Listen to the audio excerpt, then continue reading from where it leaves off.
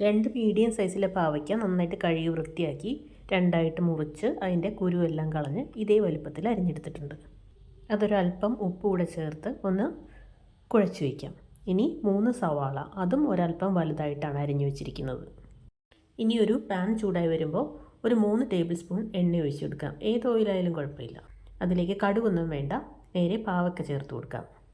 ഇനി ഒരല്പം ഉപ്പ്, നേരത്തെ ഉപ്പ് ചേർത്താണ്, അതനുസരിച്ച് കുറച്ച് ഉപ്പും കുറച്ച് മഞ്ഞൾപ്പൊടിയും കൂടെ ചേർത്ത് നന്നായിട്ട് ഇളക്കി ഒരു 5 മിനിറ്റ് അടച്ചു വയ്ക്കാം. ഇനി 3-4 പച്ചമുളക് ചേർത്ത് കൊടുക്കാം. ഇതിൽ മുളക് പൊടിയൊന്നും ചേർക്കുന്നില്ല, അതുകൊണ്ട് നമുക്ക് എരിവിന് എത്ര മുളക് വേണോ അത്രയും ചേർത്ത് കൊടുക്കാം. നേരത്തെ അരിഞ്ഞു വെച്ച 3 സവാള അതുകൂടെ ചേർത്ത് നന്നായിട്ടൊന്ന് ഇളക്കി കൊടുക്കാം. ഇനി കുറച്ച് സമയം ഇത് അടച്ചു വെച്ച് വേവിക്കാം. ഒരു 10 മിനിറ്റ് ഇതൊന്ന് ചെറുതീയിൽ കിടന്ന് വേകട്ടെ. ഇടയ്ക്കിടയ്ക്ക് ഇളക്കി കൊടുക്കണം. നമ്മളിതിൽ വെള്ളമൊന്നും ചേർത്ത് കൊടുക്കുന്നില്ല, അതുകൊണ്ട് ഒരു 3-4 മിനിറ്റ് കൂടുമ്പോൾ എന്തായാലും ഇളക്കി കൊടുക്കണം. നോൺ സ്റ്റിക്ക് ആണെങ്കിൽ 4-5 മിനിറ്റ്, അതല്ലെങ്കിൽ ഒരു 3-4 മിനിറ്റ് കൂടുമ്പോൾ ഇളക്കി കൊടുക്കാൻ മറക്കരുത്.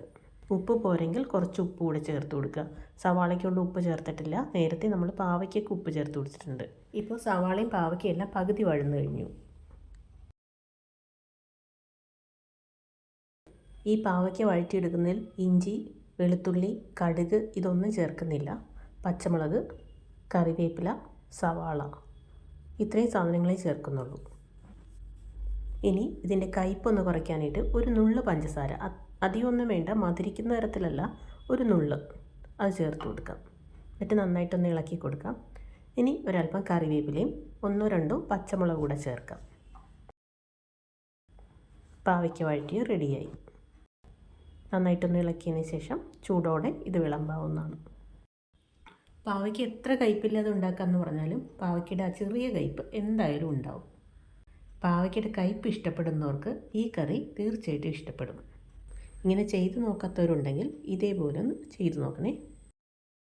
ഞാൻ ചെയ്യുന്ന കുക്കിംഗ് വീഡിയോസ് ഏതെങ്കിലുമൊക്കെ ഇഷ്ടപ്പെടുന്നുണ്ടെങ്കിൽ ലൈക്ക് ചെയ്യാനും ഷെയർ ചെയ്യാനും സബ്സ്ക്രൈബ് ചെയ്യാത്തവരാണെങ്കിൽ സബ്സ്ക്രൈബ് ചെയ്യാനും മറക്കല്ലേ. താങ്ക്